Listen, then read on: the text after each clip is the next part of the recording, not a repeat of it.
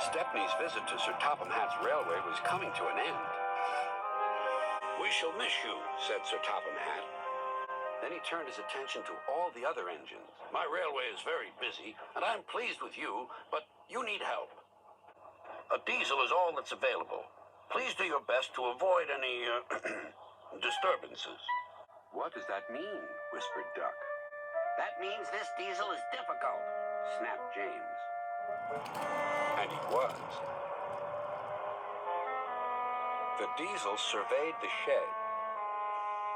"Not bad. I've seen worse. At least you're all clean." The engines glared. "It's not your fault, but Sir Topham Hatt should scrap you and get engines like me. A fill of oil, a touch on the starter, and I'm off. No bother, no waiting. They have to fuss round you for hours before you're ready." The engines were furious. Next morning, they held an indignation meeting round the turntable. "Disgraceful. Disgusting. Despicable. To say such things to us," cried Donald and Douglas, "is to teach him a lesson we'd be wanting. Now, how do we do it?" Their chance came sooner than expected. The diesel was purring comfortably. An inspector watched the fitter making final adjustments. The wind tugged at the inspector's hat. The diesel was ready. "Look at me, Duck and Stepney. Now I'll show you something." He rolled proudly toward his coaches. Then it happened.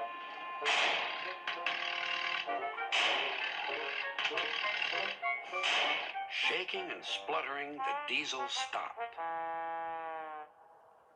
Meanwhile, the inspector was looking for his hat. The diesel seethed with fury as Duck and Stepney pushed him back to the shed.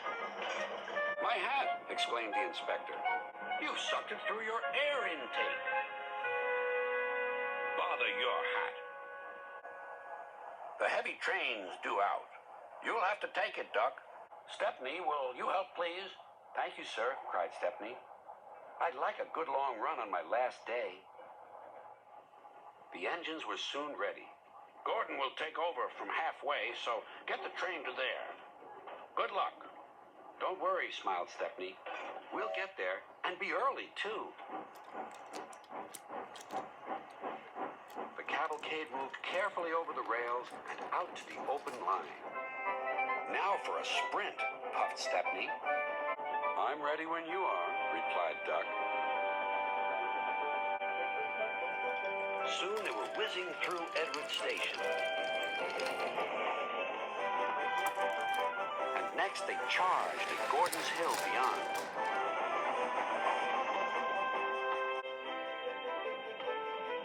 They felt the drag of the heavy coaches here. It was hard work.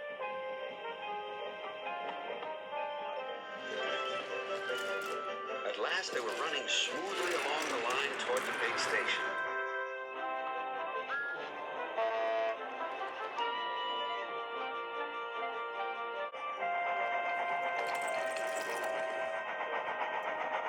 "Hello, you're early," said Gordon. "That's one in the headlamp for old Diesel." "James says he's sick as boiler sludge and sulking in the shed."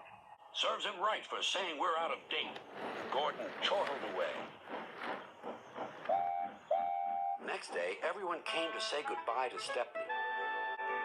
"Come back and see us soon," whistled the engines. "And you are always welcome on my Bluebell Railway, too," replied Stepney. Then he puffed away. What about Diesel? He'd slipped out while no one was looking. But he left two things behind: a rather nasty smell and a battered bowler hat.